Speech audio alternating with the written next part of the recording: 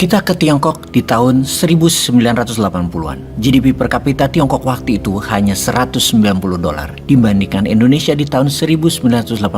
GDP per kapitanya adalah $492 alias Indonesia 2,5 kali lebih kaya dari Tiongkok rakyatnya di masa itu. Kemudian di tahun 1990 GDP per kapita Tiongkok adalah $217, sementara Indonesia pendapatan penduduk rata-rata setahun adalah $585 per orangnya. Indonesia masih 2,5 kali lebih banyak, lebih makmur dari Tiongkok. Di tahun 2000 GDP per kapita Tiongkok adalah $960, sementara Indonesia harusnya adalah 2,5 kali dari Tiongkok. Namun faktanya pendapatan penduduk Indonesia dalam waktu 1 tahun di tahun 2000 hanyalah $780. Kunci dari pelajaran ini adalah bukan apa yang dilakukan di tahun 90-an sehingga mencatat kenaikan di tahun 2000. Namun apa yang dilakukan sejak tahun 1980-an lah yang menjadi kunci sukses 20 tahun kemudian bagi Tiongkok. Apa yang Tiongkok lakukan? Karena begitu kita teruskan data pendapatan per orangnya di Tiongkok, makin nyebelin dan kesel hati ini jika dibandingkan sama yang di tanah air Wakanda pastinya. Angka GDP per kapita Tiongkok setiap 1 dekade, setiap 10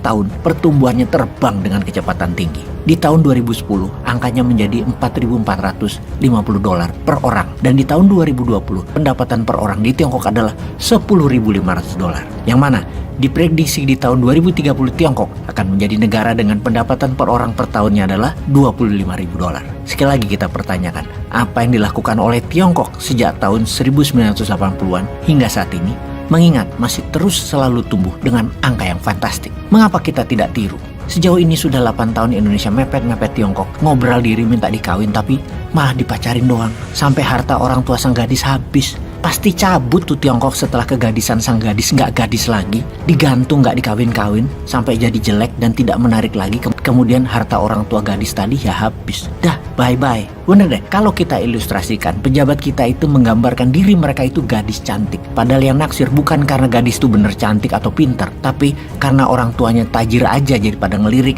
dan mendekati karena mau kekayaan orang tua si gadis. Jujur Li, sejauh ini Wakanda belum meniru apapun yang dilakukan Tiongkok. Misalnya menghukum mati koruptor, karena itu kunci sukses di dalam bangun ekonomi. Apa kelupaan ya niru?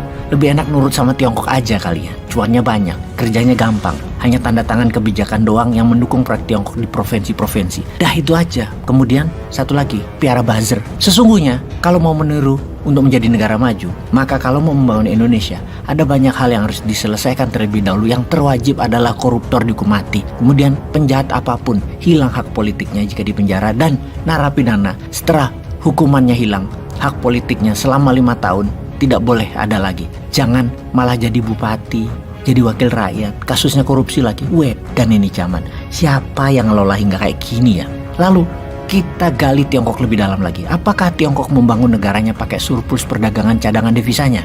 Apa pakai FDI, Foreign Direct Investment, seperti yang kita lakukan? Atau pakai apa? Tiongkok membangun negaranya pakai surplus perdagangan cadangan devisanya? Maka jawabannya adalah tidak. Karena waktu mereka memulai membangun di tahun 80-an di awalnya, di masa Deng Xiaoping, mereka tidak punya uang sama sekali dan tidak ngutang tapinya. Karena sungguh, siapa yang mau ngutangin Tiongkok waktu itu?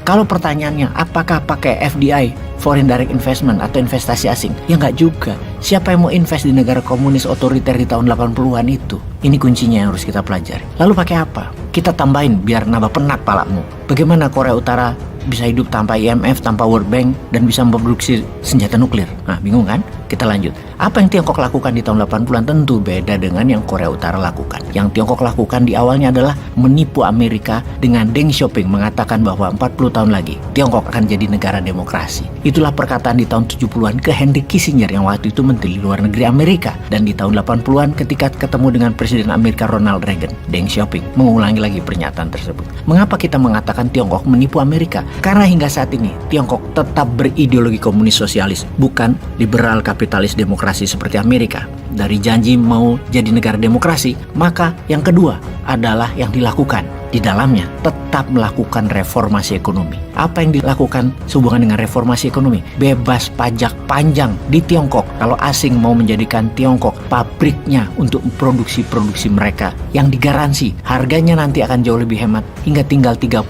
COGS-nya, cost of goods sold-nya atau HPP-nya atau harga pokok pembeliannya. Modal usaha, CAPEX, capital expenditure, investasi turun tinggal 30%. Siapa yang nolak? Itulah awal tahun 80-an, kawasan ekonomi khusus dibangun di 4 wilayah di Tiongkok. Apalagi reformasi ekonomi yang dilakukan oleh Deng Xiaoping, mempermudah izin, hanya 1 minggu selesai dan bisa bangun pabrik di kawasan industri, kawasan ekonomi khusus yang tanahnya tidak perlu beli, langsung jadi aset perusahaan karena bagian dari setoran BUMN Tiongkok di perusahaan asing tadi. Efek langsung kebijakan Deng Xiaoping adalah transaksi perdagangan Amerika Tiongkok meningkat. Dari tahun 70-an itu awalnya adalah 5 juta dolar, di akhir tahun 70-an menjadi 142 juta dolar, dan di tahun 80-an menjadi 2,5 billion dolar. Salah satu yang awal-awal masuk perusahaan Amerika di Tiongkok adalah Pullman Kellogg dengan 8 pabrik pupuk amonia yang akhirnya mereka menjadi pengendali pangan dunia sekarang. Syarat kedua masuk perusahaan asing adalah transfer teknologi, transfer keterampilan, dan transfer knowledge dengan janji produksi menggunakan tenaga kerja Tiongkok, jam kerja lebih panjang, dan hasilnya lebih banyak. Dan dalam 10 tahun semua itu tercapai. Budaya kerja keras bangsa Tiongkok terbukti diterima pihak barat sebagai konsep ekonomi murah, cepat, dan banyak. Walau tidak manusiawi, namun bagi kapitalis, what the hell? Dan bagi komunis, what the hell juga, yang penting lu rakyat pada makan kan? Yang menarik adalah kerjasama asing dengan lokal. Pihak Tiongkok selain setorannya lahan adalah masuk memiliki 20% saham. Mereka adalah BUMN-nya Tiongkok. Orang-orang BUMN Tiongkok tadi tugasnya cuma 2. Pertama, ngurusi izin dan menciptakan hubungan positif dengan pejabat. Yang kedua adalah mengurus logistik transportasi. Di Tiongkok itu tidak ada isu sosial atau isu kedarahan. Kalau ada masalah atau macam-macam, semua disikat.